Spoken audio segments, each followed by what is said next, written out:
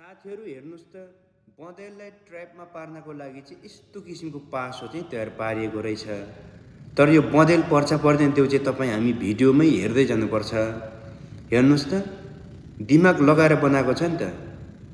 उरतिर पतिर चुचो बनाएर त्यो माथिको छोयो भने चाहिँ ट्र्यापमै पर्छ। तर बँदेलले माथिको अहिलेसम्म छोएको छैन। हेर्नुस् त हेर्दै जानुस् है। ल हेर्नुस् कति बाठो रहेछ त बँदेल। ल घुँडा टेकेर खायो।